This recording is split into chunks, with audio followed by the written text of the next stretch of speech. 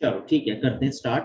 So well, हम लोगों ने लास्ट क्लास में इन्फ्लेशन को डिस्कस किया था और इन्फ्लेशन के बारे में हमने ये डिस्कस किया कि इन्फ्लेशन जो है एग्जैक्टली किसको बोलते हैं हम लोग। इन्फ्लेशन जब सप्लाई हमारी कम हो और डिमांड हमारी ज्यादा हो, यानी डिमांड ग्रेटर देन सप्लाई, तो उससे क्या होगा, प्राइस राइज हो जाएगा और उससे मॉनेटरी वैल्यू जो है, या सॉरी मॉनेटरी या जो परचेजिंग पावर है हमारे रुपए की, वो कम हो जाती है।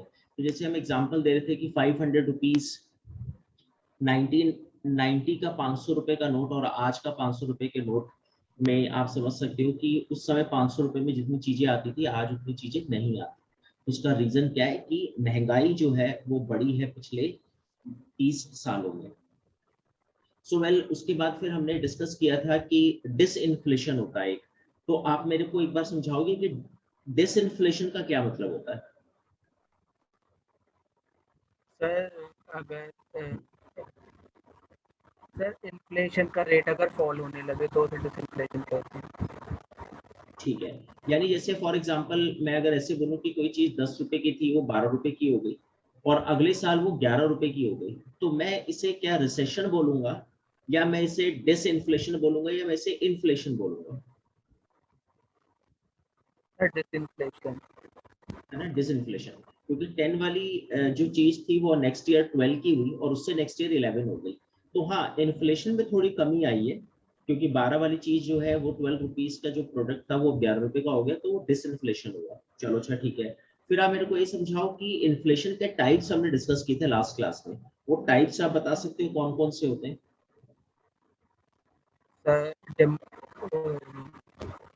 सर कॉस्ट इन्फ्लेशन, हाँ, एक demand pull demand pull inflation है और एक इन्फ्लेशन, बिल्ड इन इन्फ्लेशन है। बिल्ट बिल्कुल, in demand inflation. Pull inflation में क्या होता है। सर इसमें डिमांड ज़्यादा होती है और सप्लाई कम होती है, उससे इन्फ्लेशन, उससे प्रोडक्ट के हाँ रेट बढ़ जाते हैं। बिल्कुल, तो ये तो सिंपल वही होगी जो हमारी डेफिनेशन है कि डिमांड ग्रेटर देन सप्लाई, इसे डिमांड पुल इन्फ्लेशन बोलते हैं। वैसे इन्फ्लेशन 4 टाइप की होती है ना, demand pull, cost pull, build in और एक सेक्टोरल। तो अब आप मेरे को बताओ कॉस्ट पुश इन्फ्लेशन क्या होती है। सर इसमें रॉ मटेरियल के प्राइस बढ़ने से इन्फ्लेशन होती है। हाँ, मतलब जैसे अगर हम कार बना रहे हैं तो उसमें ट्यूब के रेट बढ़ गए, टायर के रेट बढ़ गए, स्टील महंगा हो गया, आयरन महंगा हो गया, तो उसको हम लोग बोलते हैं कॉस्ट पुश इन्फ्लेशन हो गई है। तो रॉ मटेरियल के रेट बढ़े तो इसलिए चीज प्रोडक्ट महंगा हो गया। और ये बिल्ड इन इन्फ्लेशन क्या है। सर इसमें जो सेक्टर ऑफ प्रोडक्शन है सर, उसकी कॉस्ट बढ़ने से इन्फ्लेशन होती है। हाँ बिल्कुल, सर जैसे तो भी फैक्टर इसमें कॉस्ट मतलब जैसे वेजेस। वेजेस हो गए। हाँ, जैसे मतलब लोग डिमांड करने लगे, लेबर डिमांड करने लगे कि सर 100 रुपीज की जगह मुझे 150 रुपीज आप पर डे दो। और वो डिमांड क्यों कर रहे हैं, क्योंकि लिविंग कॉस्ट जो है वो एक्सपेंसिव हो गई है ना। तो मतलब जैसे चीजों का रेट बढ़ गए तो जो मजदूर है, जो एम्प्लॉय है, वो कह रहा है कि सर आप मेरी सैलरी बढ़ाओ या मेरी दिहाड़ी इंक्रीज करो, तो उस वजह से वेजेस बढ़ाने पड़ते हैं। और यह एक दूसरा सेंस होता है, कई बार प्रॉफिट जनरेट ज्यादा करना चाह रहा है जो प्रोडक्ट का ओनर है, तो वो तब भी उसको बढ़ा देता है रेट को, तो उसको भी बिल्ड इन इन्फ्लेशन बोलते हैं। अच्छा, ये फोर्थ टाइप जो थी सेक्टोरल इन्फ्लेशन, ये क्या था। सर इसमें किसी पर्टिकुलर सेक्टर में इन्फ्लेशन या रिसेशन आता है, जैसे जैसे इंडस्ट्री में इन्फ्लेशन है और सब में मतलब नॉर्मल है जैसे सिचुएशन। सर मतलब इसे तो कोई, पर्टिकुलर सेक्टर में इन्फ्लेशन या डिफ्लेशन होता है। ठीक है, तो मतलब कोई एग्जांपल दो ना। सर जैसे सिविल एविएशन इंडस्ट्री में इन्फ्लेशन। अच्छा, सीधा सर पेट्रोल पर आ जैसे जाओ। सर रियल इस्टेट, है ना। Sir real estate. हाँ, रियल एस्टेट में खाली इन्फ्लेशन हो, है ना, या फिर खाली पेट्रोल में, क्रूड ऑयल में इन्फ्लेशन हो जाए, डीजल के रेट बढ़ जाए। खैर अभी तो रियल एस्टेट का एग्जांपल देना तो मतलब उनके घाव पे और नमक छिड़कना हो जाएगा, क्योंकि रियल एस्टेट के तो खैर बैंड बजा हुआ है। और है ना, वो कहेंगे बताओ ये इसे इन्फ्लेशन बता रहे, सेक्टोरल इन्फ्लेशन, या सांस लेना भारी हो रहा है। और सिविल एविएशन में भी मत बोलो, सिविल एविएशन में तो बड़ी बड़ी बेचारी कंपनियां बंद हो गई, तो वो दोनों अगर ये रिकॉर्डिंग सुन ली तो मतलब शायद हो सकता है कि सुसाइड ही ना कर ले कि ये पता नहीं गलत पढ़ा रही है, कौन सी दुनिया, कौन से दूसरे प्लेनेट में मेरी क्लास चल रही इकोनॉमिक्स की, कह रहे civil aviation, real estate. Example भी आपने ऐसे छाट छाट के दिए जिनकी बेचारों की सांसें रुकी पड़ी जिस इंडस्ट्री की। खैर अच्छा चलो ठीक है। उसके बाद फिर हमने बात डिस्कस करी थी कि हमने ये एग्जांपल लिए, फिर बताया, फिर ये कप ऑफ कॉफी हमने देखी कि किस तरह से वो हर डिकेड में वो चेंज होती चली गई। उसके बाद डिमांड पुल इन्फ्लेशन की डेफिनेशन करी हमने, कॉस्ट पुश हमने देखा, बिल्ड इन्फ्लेशन की डेफिनेशन देखी, और फिर उसके बाद हमने ये बोला था कि इन्फ्लेशन अच्छी होती है या बुरी। वैसे अगर मैं आपसे पूछूं कि इन्फ्लेशन अच्छी होती है या बुरी, तो आप क्या बोलोगे कि मतलब अच्छी है या नहीं? मतलब ये किसी के लिए अच्छी है, मतलब दोनों पर्सपेक्टिव होते हैं इसके, मतलब किसी के लिए अच्छी होती है उस ठीक टाइम, है। किसी के लिए बुरी। सर जैसे जैसे रियल स्टेट में रिसेशन है और सर पेट्रोलियम में इन्फ्लेशन है, तो सर पेट्रोलियम वालों हम्म, के लिए वो ठीक है, अच्छी इन्फ्लेशन, और सर रिसेशन हम्म, वालों के लिए वो बेकार है उसमें, सर रियल स्टेट में। अच्छा नहीं, ये एग्जांपल सूट नहीं कर रहा। आप खाली एक इंडस्ट्री को दोनों तरफ से देखो। जैसे आप बोलो रियल एस्टेट, तो रियल एस्टेट में जो प्रॉपर्टी डीलर है या जो बिल्डर है उसके लिए रिसेशन तो बड़ी खराब है ना, क्योंकि उसको अपने सामान सस्ते पे बेचना पड़ रहा है। लेकिन जो कस्टमर है उसके लिए बहुत अच्छा है, क्योंकि उसे सस्ते पे मिल रहा है ना। या किसी ने अपनी प्रॉपर्टी बेचनी है तो उसके लिए खराब यस है ना। और अगर किसी ने अपनी प्रॉपर्टी खरीदनी है, रिसेशन चल रहा है या इन्फ्लेशन अगर चल रहा है, तो बिल्डर के लिए बहुत अच्छा है क्योंकि रेट बढ़ रहे हैं फ्लैट्स के। लेकिन जो बेचारा कंज्यूमर है उसके लिए उस समय इन्फ्लेशन बड़ी खराब हो जाएगी, क्योंकि वो लेने जा रहा है तो पता चला 40 लाख वाला फ्लैट उसको 45 का, 50 का, 1 करोड़ के, 1.5 करोड़ मिल रहे हैं फ्लैट के, या जमीन के रेट बहुत बढ़ रहे हैं। तो वो डिपेंड करेगा एक ही सेक्टर में कंज्यूमर और जो आपका ओनर है, उसके पॉइंट ऑफ व्यू से वो बैड और बुरी हो सकती है। लेकिन फिर भी इन जनरल भारत सरकार ऐसा मानती है कि इन्फ्लेशन अच्छी है, क्योंकि इसका मतलब है लोगों के पास पैसा है, लेकिन एक हद से ज्यादा नहीं होनी चाहिए। तो फिर एक क्वेश्चन आता है कि सर फिर कितनी होनी चाहिए इन्फ्लेशन? तो इन्फ्लेशन का परसेंटेज भारत सरकार, फाइनेंस मिनिस्ट्री कहती है कि यार 4% इन्फ्लेशन अगर है तो फिर ये अच्छी मानी जाती है, यानी 4% इन्फ्लेशन ठीक ठाक है, इतनी होनी चाहिए। हाँ, इससे अगर बढ़ती है इन्फ्लेशन तो फिर वो एक महंगाई का सूचक बन जाएगी, और इससे कम होने का मतलब है कि लोगों की परचेजिंग पावर खराब हो रही है, इसका मतलब बाजार में काम नहीं है और अनएम्प्लॉयमेंट है। तो ये 4% एक बेटर कंडीशन, बेटर पिक्चर बताती है इकोनॉमी। ठीक है। अच्छा चलो ठीक है, आगे चलते हैं। फिर उसके बाद मैंने आपको ये बताया था कि इंटरनेशनल कॉजेज ऑफ इन्फ्लेशन क्या है, एक्सटर्नल कॉजेज ऑफ इन्फ्लेशन क्या है, वो हमने लास्ट क्लास में डिस्कस किया। उसके बाद डिसइन्फ्लेशन, जैसे मैंने अभी आपसे पूछा कि 10 वाली चीज 12 की हो गई और फिर अगले साल वो 11 रुपए की हो गई, तो उसको हम लोग डिसइन्फ्लेशन बोलते हैं। तो सिंपल शब्दों में इन्फ्लेशन का थोड़ा कम होना, महंगाई का थोड़ा कम होना, slow down of the rate of inflation, that is called disinflation, है ना। चलो ठीक है। अब आप मेरे को ये समझाओ कि डीफ्लेशन का मतलब क्या होता है? डिसइन्फ्लेशन समझ में आ गया, अभी डीफ्लेशन क्या था जो हमने लास्ट क्लास में डिस्कस किया था? Sir, reduce in the general price level of goods and services. अच्छा, ये तो आपने लाइन ऐसे पढ़ दी 12th क्लास की एनसीईआरटी में, थोड़ा ऐसे शब्दों में समझाओ मेरे को। सर हाँ, मतलब, सर जैसे हाँ मतलब प्राइसेस क्या? का, सर गुड्स एंड सर्विस का प्राइस कम हो जाना सर, उससे सर अच्छा परचेजिंग पावर मनी की इंक्रीज हो जाएगी। अच्छा ठीक है। तो जैसे हमने अभी कहा कि 10 वाली चीज जो है वो 12 रुपए की हो गई 12 की, तो अब अगर मैं इसे ऐसे बोलूं कि 10 वाली चीज जो है 9 रुपीज की हो गई, तो क्या मैं इसे बोलूं कि ये डीफ्लेशन यस सर। है ना? तो मतलब उसका जो है कम हो जाना, और वो जो है मतलब एक तरह से डीफ्लेशन हो जाएगा, तो मतलब उसका प्राइस लेवल गिर जाना, और वो एक मंदी आप इसे बोल सकते हो। वैसे हम जनरल रिसेशन बोलते हैं, लेकिन हम लेमैन लैंग्वेज में रिसेशन बोलते हैं, जबकि रिसेशन होती नहीं है। रिसेशन होता है थोड़ा डीफ्लेशन जब सस्टेन कर जाए तो रिसेशन होती है, और रिसेशन जब बहुत ज्यादा सस्टेन कर जाए तो डिप्रेशन बन जाती है। तो मतलब मैं ऐसे बोल सकता हूँ कि मंदी शुरू में हल्की फुल्की मंदी डीफ्लेशन, थोड़ी मंदी ज्यादा हो जाए तो वो रिसेशन, और मंदी का होल क्यूब हो जाए या होल 5 हो जाए तो दैट इज कॉल्ड डिप्रेशन, है ना। अच्छा चलो ठीक है। फिर आप मेरे को ये बताओ कि एक मैंने आपको ग्रेट डिप्रेशन बताया था, वर्ल्ड इकोनॉमी में ग्रेट डिप्रेशन आया था, मेरे को बताओगे किस ईयर की बात है वो? सर 1929। हाँ 1929, यानी फर्स्ट वर्ल्ड वॉर और सेकेंड वर्ल्ड वॉर के बीच में एक हमने ग्रेट डिप्रेशन देखी थी 1929 में। चलो अच्छा ठीक है, डन। अच्छा आगे चलते हैं, नेक्स्ट पर आते हैं।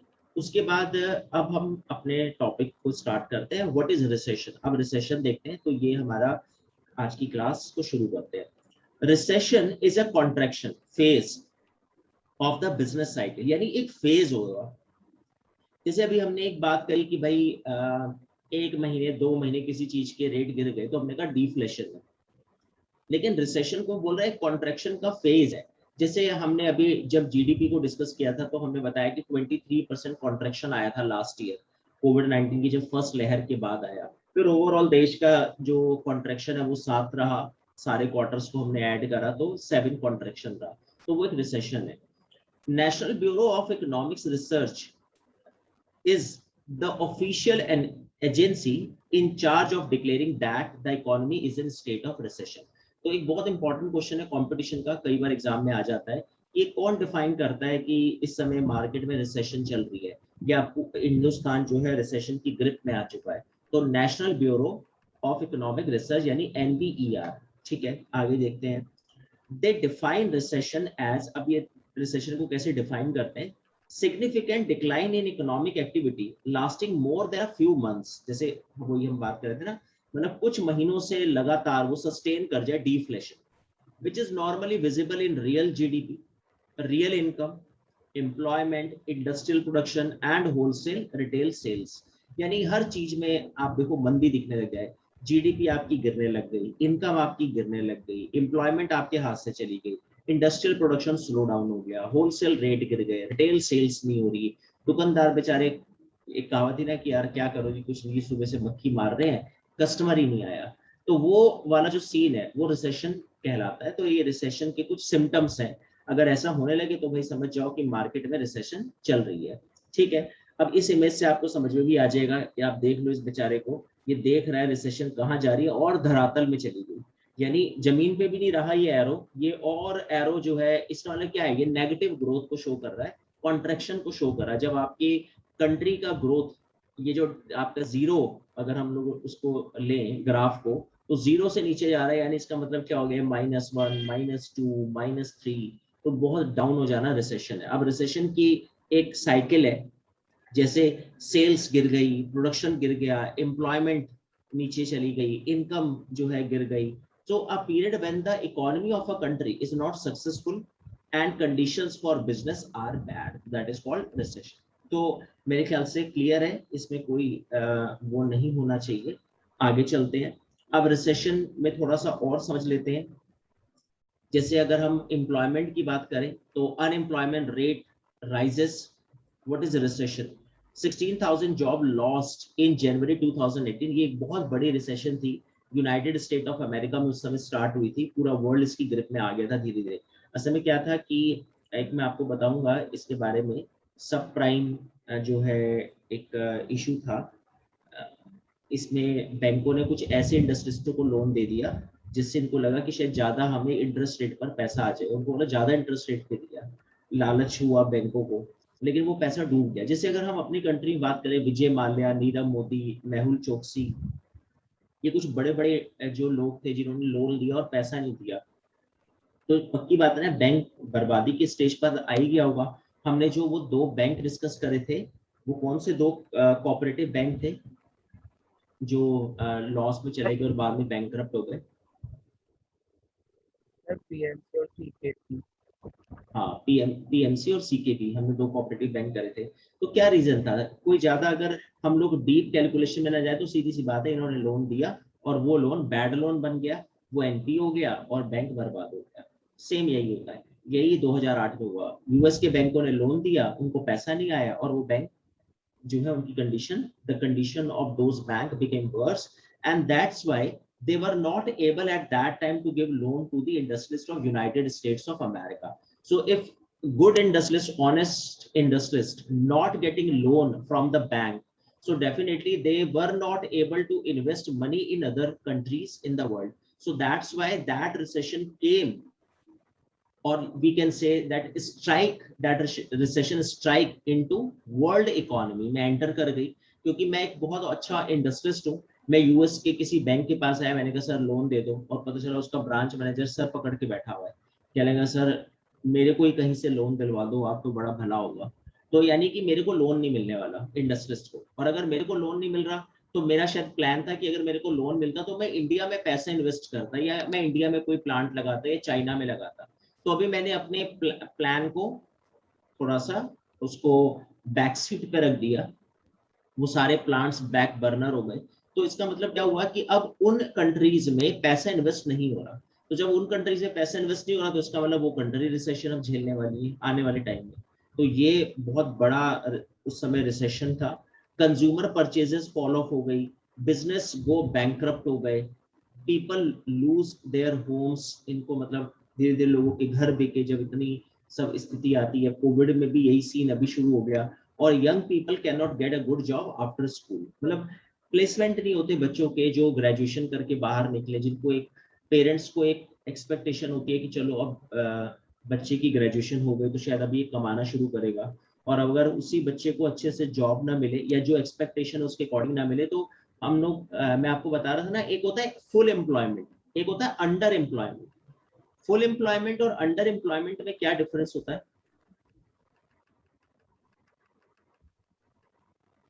सर 8 आवर्स की जॉब हाँ, और सर 8 आवर्स की जॉब हो, और अगर आपने कर रखी है 12th तो 25,000, graduation 40,000, yes sir. Post graduation 60,000 plus.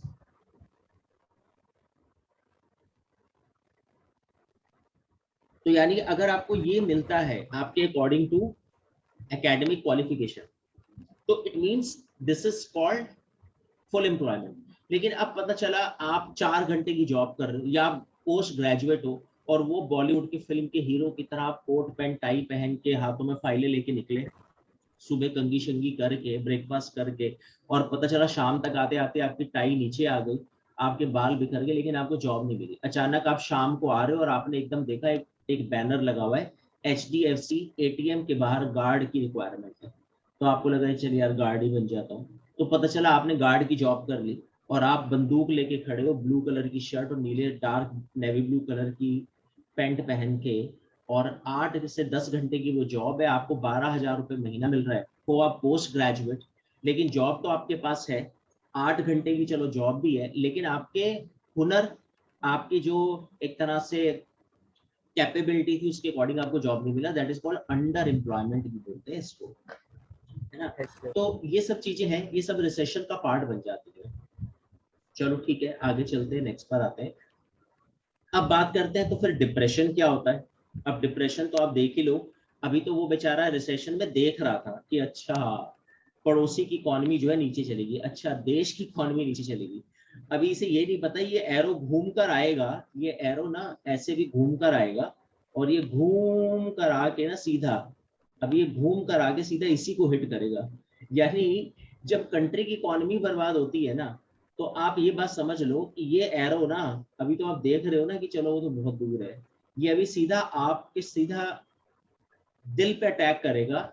और चूंकि आप समाज का कंट्री का पार्ट हो ना, तो चिंता जतानी चाहिए। वैसे अगर कंट्री की इकोनॉमी धाराशायी हो रही है तो आपको ऐसे नहीं सोचना चाहिए यार चल कोई बात नहीं, तो डेटा डेटा है, फैक्ट्स है, कॉन्ट्रेक्शन 7%, कोई बात नहीं, इकोनॉमिक्स की क्लास खत्म हुई, आपने पिज्जा ऑर्डर कर दिया उसके बाद कि आज मैंने कॉन्ट्रेक्शन पढ़ा।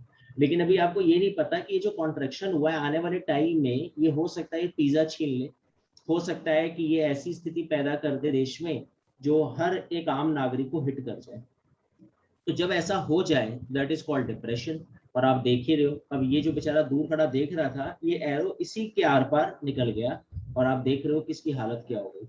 सो इसमें क्या है, while there is also no standard definition for depression, कोई स्टैंडर्ड डेफिनेशन नहीं है, रिसेशन सस्टेन कर गई कुछ साल, वो डिप्रेशन है। It is commonly defined as a more severe version of recession, मतलब ये रिसेशन का पार्ट 2 है, और बहुत सीवियर, जैसे वेव 2 मान लो, है ना, कोविड वाली, तो ये डेल्टा वेरिएंट या डेल्टा प्लस वेरिएंट होता है, ऐसे समझ लो रिसेशन का।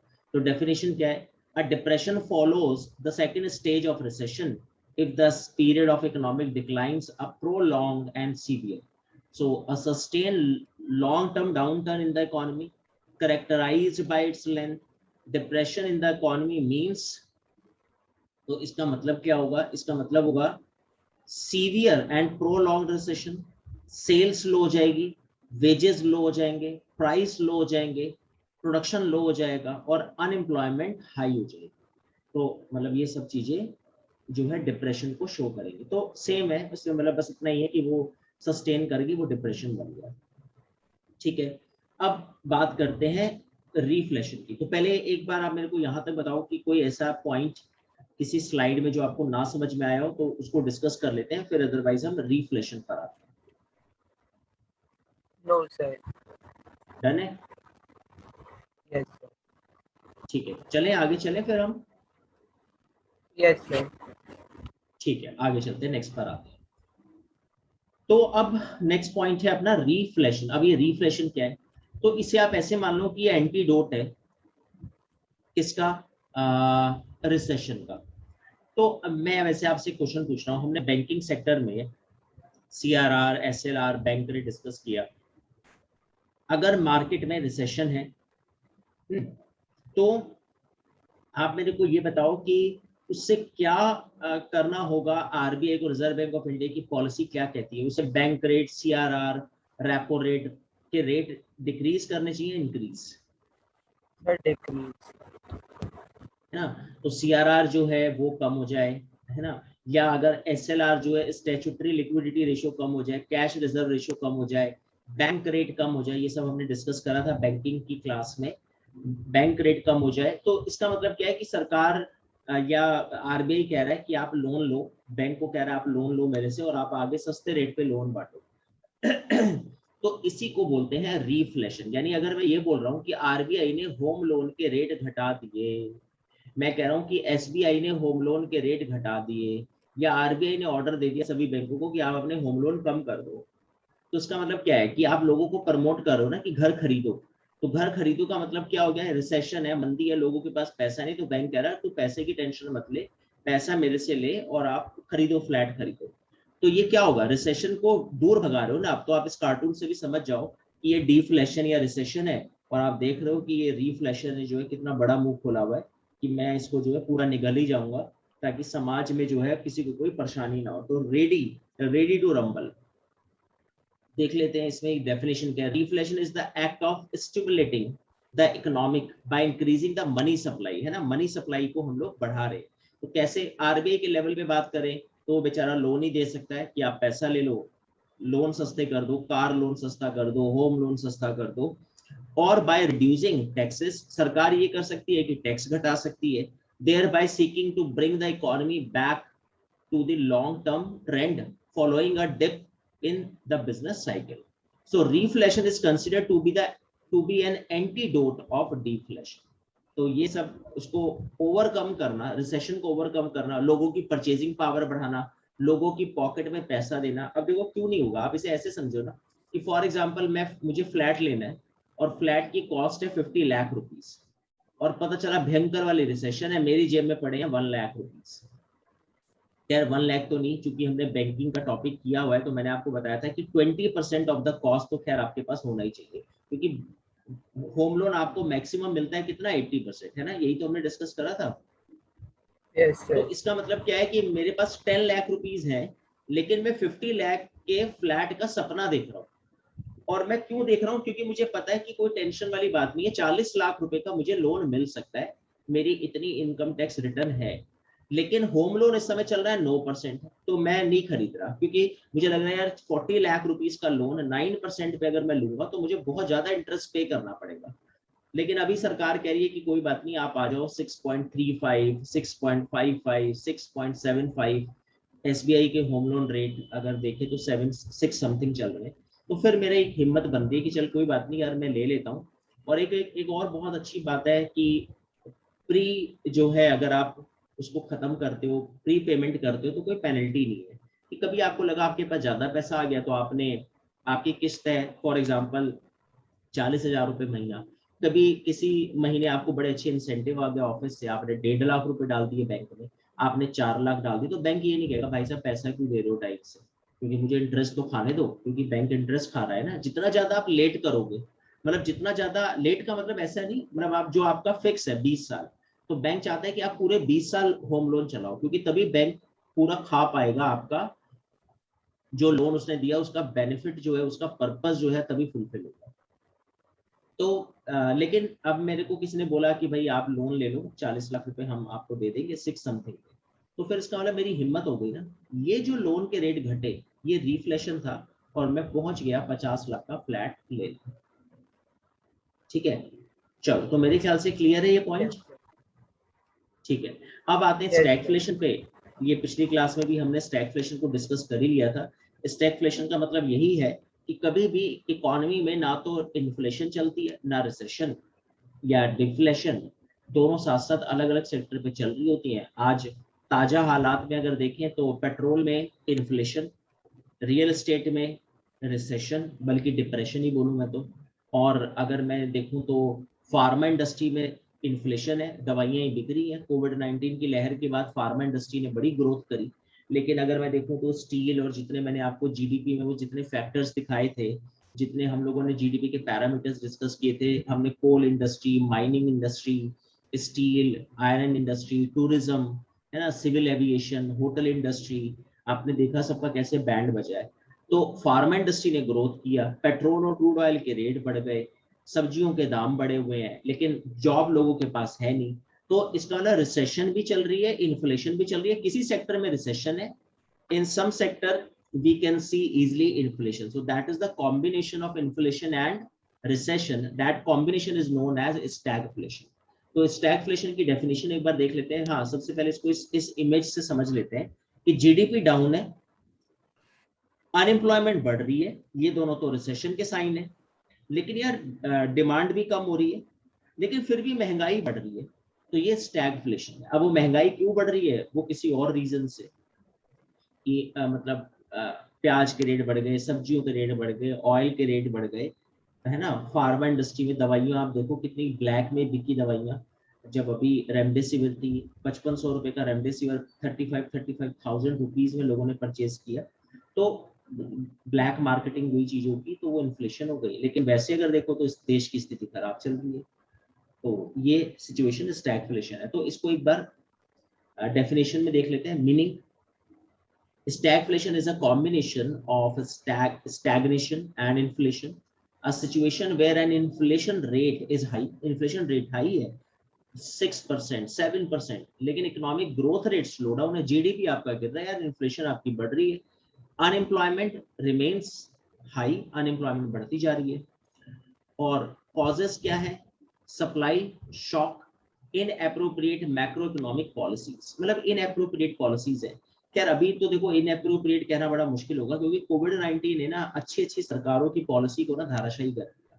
तो अभी ये कहना कि सरकार की पॉलिसी खराब थी, मतलब मैं कहता हूँ कि टाइम खराब है इस समय। पॉलिसी तो खैर जैसे, क्योंकि आप देखो ना यूएस की इकोनॉमी हिल गई, फ्रांस की इकोनॉमी हिल गई, जर्मनी की इकोनॉमी हिल गई, ये तो डेवलप कंट्री है। अब अगर हम इंडिया की इकोनॉमी को खाली देखते गिरता हुआ, तो हम कह सकते थे कि यार, क्योंकि हमें तो वैसे भी बहाना चाहिए सरकारों को लपेटने का, और विपक्ष को तो वैसे ही मुद्दा चाहिए। लेकिन अभी हम इसलिए नहीं कहते, शोभा देते, क्योंकि यूएस का भी बैंड बच गया, फ्रांस का भी बच गया, जर्मनी की भी हालत खराब हो रही है। तो मतलब यूएस जैसी इकोनॉमी अगर खराब हो रही है, परेशान हो रहा है, वो अपनी पॉलिसी को हैंडल नहीं कर पाए कोविड-19 में, तो फिर इसका मतलब सभी को कोविड की लहर ने जो है सबकी इकोनॉमी को डाउन किया है। तो ये स्टैगफ्लेशन हुई। तो इसका मतलब ये ऑन एन एवरेज ना पूरे हर इकोनॉमी में ऐसे ही चलता है, स्टैगफ्लेशन ही चलती है ऑलमोस्ट। बहुत रेयर होता है कि किसी इकोनॉमी में आपको इन्फ्लेशन ही दिखे, हर सेक्टर में इन्फ्लेशन, ऐसा होता नहीं है। ऐसे ही होता है, किसी में इन्फ्लेशन होती है, किसी में रिसेशन होती है, तो वो स्टैगफ्लेशन ही है। पहले बताओ यहाँ तक क्लियर है या कोई ऐसा पॉइंट जो ना समझ में आया हो? डन। चलो मैं अब आपसे क्वेश्चन पूछता हूँ,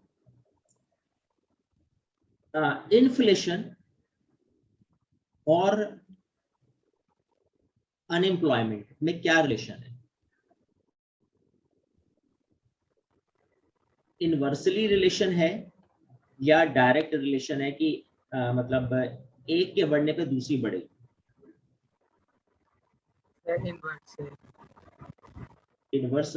इनवर्सली प्रोपोर्शनल है ये। अच्छा, ठीक है, बिल्कुल। तो एक ना बिल्कुल, तो एक फिलिप कर्व है। तो फिलिप जो है वो आप देख सकते हो, फिलिप कर्व काफी फेमस है, AW फिलिप थे, और इन्होंने एक ग्राफ दिया था इन्फ्लेशन और अनएम्प्लॉयमेंट का। The Phillip curve is an economic concept developed by A.W. Philip, stating that inflation and unemployment have a stable and inverse relation. The theory claims that economic growth comes inflation, which in turn should lead to more jobs and less unemployment. देखो, अब आप इसे ऐसे समझो कि अगर मैं बोल रहा हूँ कि इन्फ्लेशन बढ़ रही है, इन्फ्लेशन अगर हाई होगी, है ना, जैसे आप ऐसे मानो ना कि ये W3 W4, तो W3 और यहाँ पे क्या है U3, लेकिन जब ये ऊपर जाएगी इन्फ्लेशन तो पक्की बात है अनएम्प्लॉयमेंट क्या होगी, कम होगी ना, है ना, अनएम्प्लॉयमेंट परसेंटेज क्या होगा, कम होगा, क्योंकि जब इन्फ्लेशन है इसका मतलब लोगों के पास पैसा है।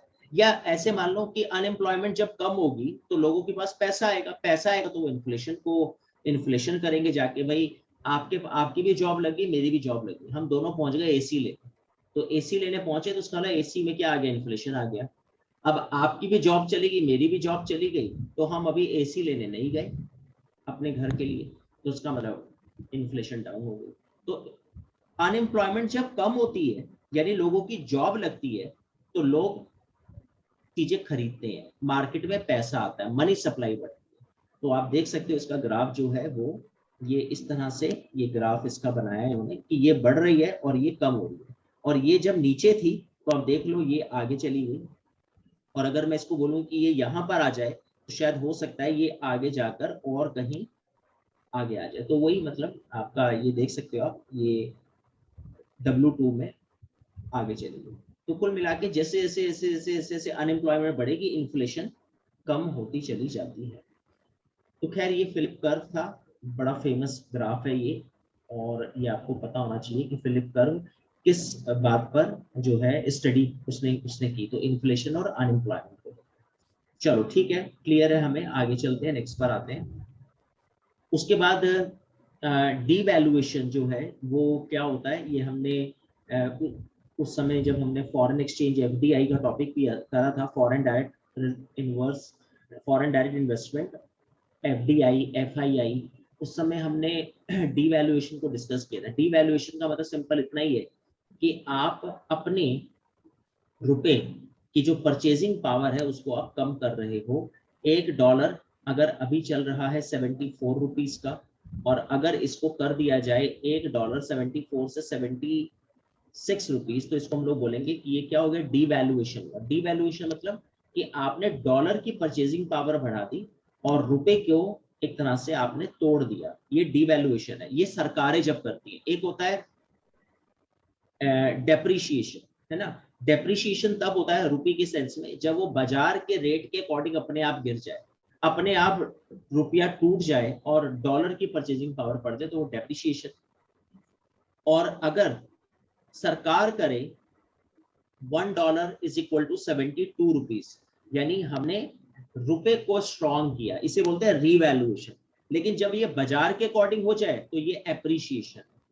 तो डीवैल्यूएशन गवर्नमेंट करती है, परचेजिंग पावर डॉलर की बढ़ाना, और परचेजिंग पावर डॉलर की कम करना, दैट इज कॉल्ड रीवैल्यूएशन। एक होता है डेप्रिशिएशन और एप्रिशिएशन। डेप्रिशिएशन जब मार्केट के अकॉर्डिंग डॉलर की परचेजिंग पावर बढ़ जाए तो वो डेप्रिशिएशन, और मार्केट के अकॉर्डिंग डॉलर की परचेजिंग पावर कम हो जाए तो वो एप्रिशिएशन। ठीक है, खैर इसको ना अभी हम लोग डिस्कस करेंगे, ये हमारा एक अलग टॉपिक है, लेकिन इसको भी चूंकि यहाँ पर है तो थोड़ा सा देख लेते हैं। Devaluation means decreasing the value of Nations currency relative to the currencies of other nations. Devaluation is usually undertaken as a means of correcting a deficit in the balance of payment. Some analysts are of the view that weakening the value of currency could actually be good for the economy. वैसे हमने already ये topic discuss करा हुआ है तो इसमें ज्यादा कुछ डिस्कस करने लायक है नहीं। आप मेरे को बस इतना बता दो कि अगर हम डीवैल्यूएशन करते हैं तो हमारे एक्सपोर्ट पर क्या फर्क पड़ रहा है, हमारा एक्सपोर्ट बढ़ रहेगा या घटेगा,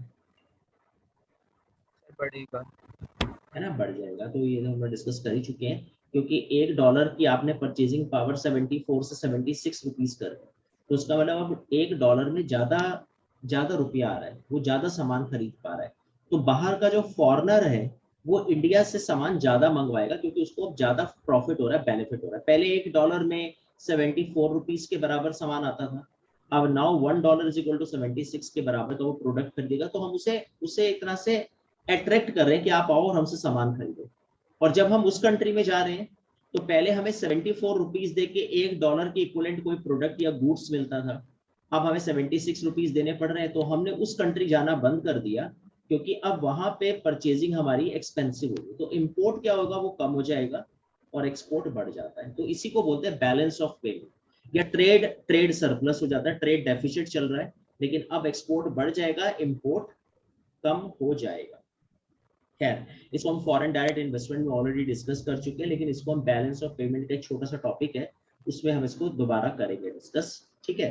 तो इसमें आप फिर भी आप इसे यहाँ पे देख सकते हो, इंपोर्ट्स मोर एक्सपेंसिव हो जाते हैं, है ना, quality of imports, lower quality of imports हो जाएगी, इन्फ्लेशन हायर हो जाएगा, बिल्कुल, लोग खरीदारी बढ़ जाएगी, लोग खरीदना शुरू कर देंगे, एक्सपोर्ट्स आपका चीपर हो जाएगा, इंक्रीज क्वांटिटी ऑफ एक्सपोर्ट, बिल्कुल, एग्रीगेट डिमांड राइज कर जाएगी आपकी, और बैलेंस ऑफ पेमेंट आपका अच्छा हो जाएगा। बैलेंस ऑफ पेमेंट का मतलब ये कि मतलब एक तरह से आप ऐसे मानो ना कि अब डॉलर हमारे यहाँ पे आ रहा है, पहले हमारे यहाँ से डॉलर जाता था क्योंकि हम इंपोर्ट कर रहे हैं तो हमें डॉलर देना पड़ रहा है, लेकिन अब एक्सपोर्ट कर रहे हैं तो डॉलर हमारे यहाँ पे आ रहा है और इकोनॉमिक ग्रोथ इंप्रूव कर जाएगी आपकी कंट्री। तो सीधी सी बात है, एक दुकानदार के सेंस में आप ऐसे मानो कि आपके पास सामान खरीदने के लिए ग्राहक आने लग गए और आपकी दुकान चमक गई और आपकी गाड़ी निकल पड़ी, ठीक है। उसी के बाद एक छोटी सी डेफिनेशन है डीमोनेटाइजेशन। कभी ऐसा था डीमोनेटाइजेशन जब नहीं करा था मोदी जी ने तो हम समझाते थे, स्टूडेंट फिर भी कहता था सर समझ नहीं आया, एक बार और बता दो। अभी मोदी जी ने थोड़ा आसान कर दिया काम, उन्होंने साक्षात दर्शन ही करवा दी देश को कि बेटा ये होता है, देखो ना सारे लाइन से लगे हो एटीएम के बाहर, तो ये डीमोनेटाइजेशन हो गया। और कहते हैं कि मतलब मुझे याद है मेरी एक बार कोहाट एंड क्ले पे मेरी रिकॉर्डिंग थी, तो बाई चांस जब डिमोनेटाइजेशन हुआ तो कुछ कैश पड़ा हुआ था, तो एटीएम में जाने की जरूरत नहीं पड़ी, लेकिन धीरे धीरे वो खत्म होता जा रहा था और मेरी घबराहट बढ़ती जा रही थी क्योंकि सारा सारा दिन क्लासेस और रिकॉर्डिंग होती थी, तो मुझे ये घबराहट हो रही थी कि जब कैश खत्म हो जाएगा तो, और लाइनें देख के ब्लड प्रेशर वैसी डाउन होता था, जब वो लंबी लाइन, पता चला एक एटीएम से लेके दूसरे एटीएम तक लाइन लगी है और वो ये नहीं समझ आता था वो इसकी लाइन है या उसकी लाइन है, मतलब इतनी भयंकर वाली लाइन समझ में नहीं आता था कि वो किसकी लाइन है, शुरू कहाँ से खत्म कहाँ से। तो ऐसी है, शायद पता नहीं रात 10:30 बजे मैं Kohat and clay metro station पे पहुंचा, तो मैं देख के अचंभित हो गया, मतलब मुझे ऐसा विश्वास नहीं, मुझे लगा कि मैं कुछ और मांग लेता शायद ईश्वर से, एटीएम खाली पड़ा हुआ और पता नहीं एक बंदा अंदर एटीएम के ना पेचकस लेके ना कुछ खोल रहा था। मैं उसके पास आया, मैंने कहा भाई साहब क्या चोरी वोरी कर रहे हो? कह रहा चोरी नहीं कर रहे, पैसे डाल। तो मैंने कहा अच्छा, फिर मैं थोड़ा उदास हो गया, मैंने कहा यार पता नहीं अभी से कितना टाइम लगेगा। मैंने कहा वो कितना टाइम लगेगा? कह रहा हो गया, मैं तो बंद कर रहा हूँ मशीन। तो मैंने कहा हो गया मतलब? कह रहा मतलब रेडी है, आप निकाल लो पैसे। कोई नहीं, सन्नाटा वहां पे मेट्रो स्टेशन पे। मैं बड़ा खुश, मैं जैसी वो मतलब वो हटा और पता नहीं शायद आसपास और लोग खड़े हुए थे, वो वेट कर रहे थे, मतलब मैंने अपना कार्ड लगाया एटीएम मशीन पर और मैंने पीछे मुड़ के देखा तो 50 लोग लाइन पे लगे हुए और सबसे पहला मेरा ही नंबर था। खैर मैंने अपने एटीएम से पैसे निकाले और बाई गॉड उन दिनों अपने खाते से ही पैसे निकाल के प्राउड फील होता था, ऐसा लगता था जैसे कहीं जॉब लगी और मेहनत की कमाई मिली है। तो मतलब बताओ ना, अजीब सा एक्सपीरियंस था, मतलब मुझे बड़ा अच्छा लगा। मैंने अपने एटीएम से पैसे निकाले, मुझे बड़ा प्राउड फील हुआ और मैं बड़े ना मतलब ऐसे सीना चौड़ा करके एटीएम से बाहर आया कि मतलब मैंने जैसे बटक पानीपत की चौथी लड़ाई अभी मैंने ही जीती है, 3 ऑलरेडी हो चुकी थी, चौथी मैंने कर दी। तो मतलब ऐसा सीन था डीमोनेटाइजेशन। खैर अभी तो समझाने की जरूरत नहीं है, डीमोनेटाइजेशन का मतलब क्या है वो आप समझ ही रहे हो कि demonetisation is the act of stripping a currency unit of its status as legal tender. It occurs whenever there is a change of national currency, यानी जब हमें कोई नेशनल करेंसी नई लॉन्च करनी है तो पुरानी बंद कर देंगे, नई करेंसी ले आएंगे हम लोग, तो दिस इज कॉल्ड डीमोनेटाइजेशन, विमुद्रीकरण इसको बोलते हैं।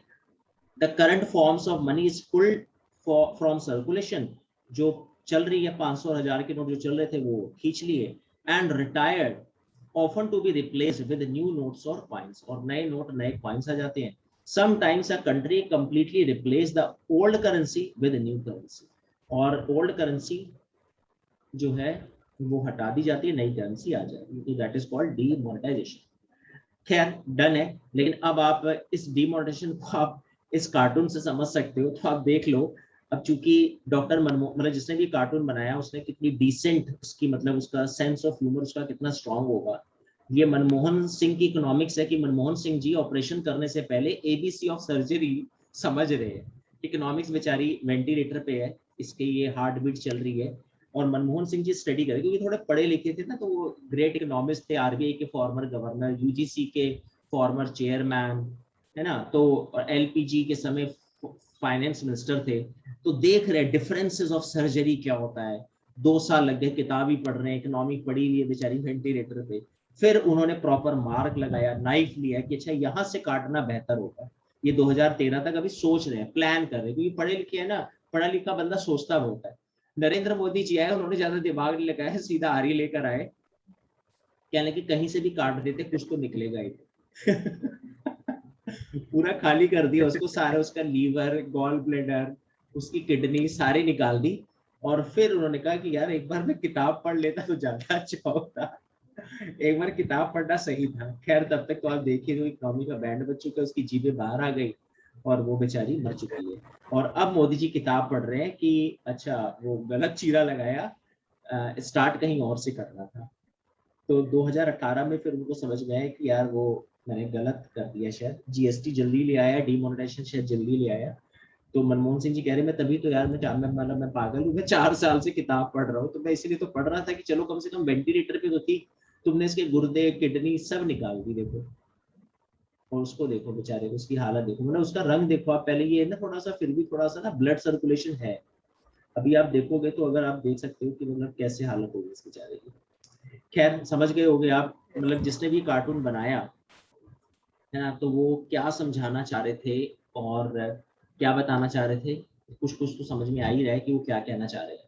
तो खैर मेरे ख्याल से यहाँ तक हमें ऑल क्लियर है, और ऑल डन, हमने पूरा टॉपिक कंप्लीट कर लिया। इन्फ्लेशन, डिसइन्फ्लेशन, फिर हमने डिस्कस किया डिफ्लेशन, रिसेशन, डिप्रेशन, रीफ्लेशन और stagflation, and then devaluation and demonetisation. तो डन है फिर, यहाँ तक कोई ऐसी बात जो ना समझ में आई हो? Yes sir. चलो ठीक नो है, तो सर। फिर हम अगला टॉपिक स्टार्ट करते हैं आज क्लास का। ओके।